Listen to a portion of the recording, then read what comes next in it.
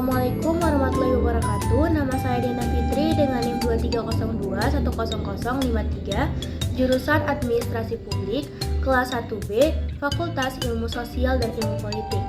Sebelumnya, saya ingin berterima kasih kepada Ibu Risma Dewi, Esos MSP, selaku dosen pengampu mata kuliah Asas-Asas Manajemen.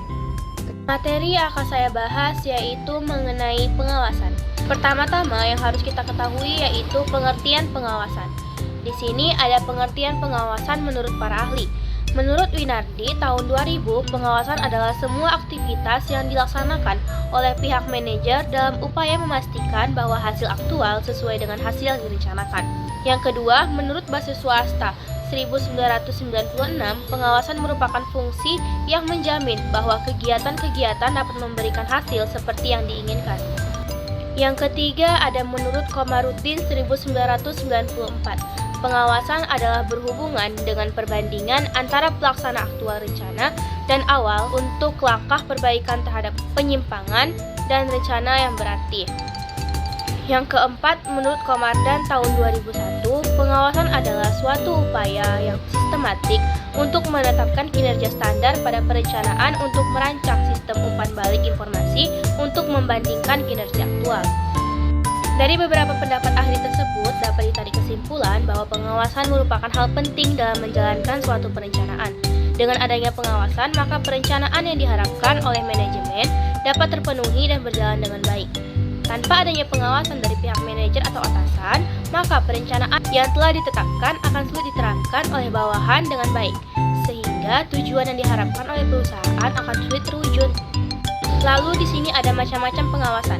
Nah, di sini ada pengawasan aktif. Pengawasan aktif yaitu pengawasan yang dilaksanakan di tempat yang bersangkutan. Yang kedua ada pengawasan pasif. Pengawasan pasif yaitu pelaksanaan yang dilakukan dengan cara jarak jauh. Nah, lalu di sini ada faktor yang menghambat kegiatan pengawasan. Yang pertama, kurangnya sumber daya. Yang kedua, kurangnya komunikasi. Yang ketiga, kurangnya keterampilan. Dan yang keempat, korupsi atau kecurangan. Selanjutnya ada tujuan pengawasan. Tujuan pengawasan adalah untuk menghindari kemungkinan terjadinya penyelewengan atau penyimpangan, baik bersifat anggaran ataupun proses. Lalu ada manfaat pengawasan. Manfaat pengawasan ada 5. Yang pertama, tersedianya bahan informasi bagi manajemen tentang situasi nyata di dalam organisasi berada.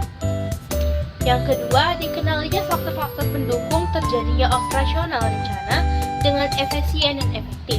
Yang ketiga, pemahaman tentang berbagai faktor yang menimbulkan kesulitan dalam penyelenggaraan sebagai kegiatan operasional. Yang keempat, mengetahui langkah-langkah yang dapat diambil untuk menghargai kinerja yang memuaskan. Yang kelima, mengetahui tindakan preventif apa yang segera dapat dilakukan agar deviasi dari standar yang tidak berlanjut. Selanjutnya ada fungsi pengawasan kuantitas dan kualitas. Apa sih fungsi pengawasan kuantitas dan kualitas? Yang pertama, fungsi pengawasan kuantitas. Fungsi pengawasan ini akan memastikan semua hasil produksi dan jasa selalu tersedia sesuai dengan permintaan konsumen.